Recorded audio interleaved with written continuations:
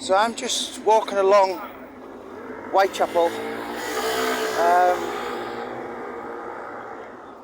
Road, and I'm going to give you little bits of useless information.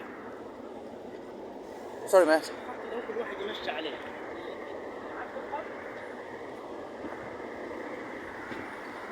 It's the iconic sign.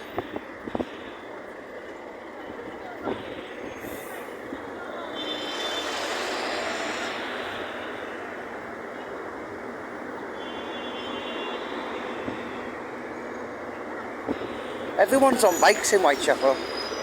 Everyone's in a hurry. You know, in Middlesbrough, the only people you see on bikes are crackheads. But everyone's on them in here. Anyway, so this is Golston Street. So this is where, here, Chubby Isaac had his spot for, let me think. So his business ran. It was like that, and it ran for 96 years. It closed in 2013. It was handed down from generations. Tubby, who was kind of a bit like me, so he eventually moved over to America. So this is Golston Street, and it's the one place that Jack the Ripper left his one and only clue, and I'll take you there now. It's also the place that the Pet Shop Boys filmed East End Boys and West End Girls.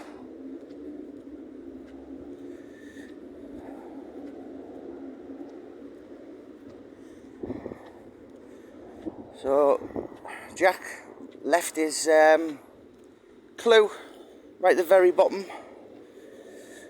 which said, "The Jews are the men that will not be blamed for nothing." I think it was there before, because some Charles Warren had the message rubbed off, but some of the detectives said that it had been, it looked kind of smudged, which basically it's obviously been there a while. I can just smell cannabis apparently around here.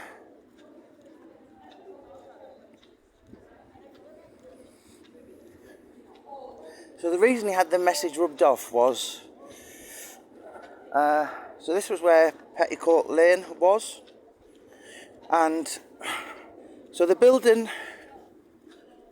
which he written on was there, so that was predominantly Jewish people lived there. So Charles Warren feared that there would have been an anti-Semitic riot. So he thought it wasn't worthy of even a photograph.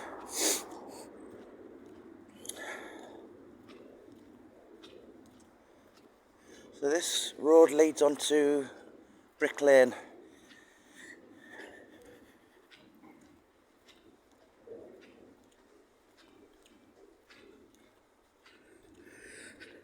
Also, Jacob Levy lived very close to here, so he was one of the serious Ripper suspects.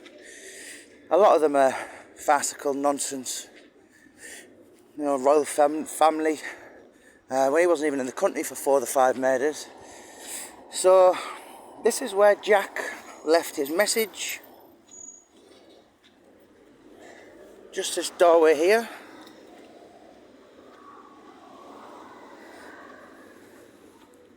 So all this was still there.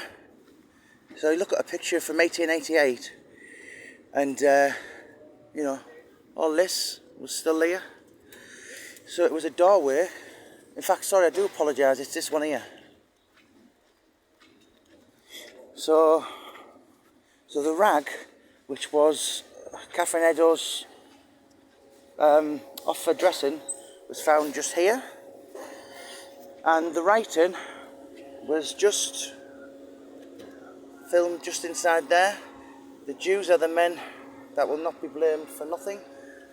I think this place kinda plays on it. Oh, here we are. There you go. So it would have looked a bit like that.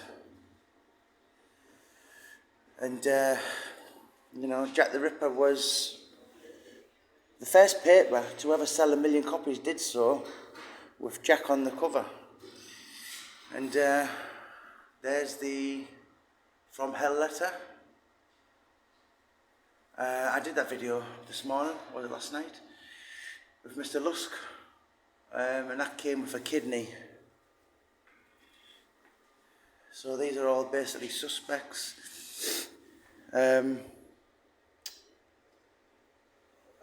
God, my mind's gone blank. So that's Montague Druitt. That is the Liverpool cotton trader, James Maybrick. That was Inspector Aberline's favourite one. He poisoned his wife. What was his name? Jesus Christ. God, you know, my mind has gone. So he was named as one of the 3 suspects by the police in 1894. But now we found out he wasn't even in the country, he was locked up in prison in France. With Sir William Gull. Dr. Tumblety, that's it. Oh my God, my mind. Someone comment. So his name is Michael Ostrog, that's it. Yeah. And that was one of the Ripper ones. Boyle theory. The theory was he got syphilis and went crazy when he wasn't the full shilling anyway, and as I said, he wasn't even in the country for 4 of the 5 murders. So the 2 things we can be sure of is Jack the Ripper 1,000,000% stood in his doorway, whoever he was, and the other one is he liked fish and chips. Yeah. Let us know your comments below, who you think he was. This is the old Jewish East End. This is Mickey Duff territory. I'm going to be starting his book very soon. Right, I'm just off for a Ripper tour with Alex Reid. So I'll speak to you guys later on.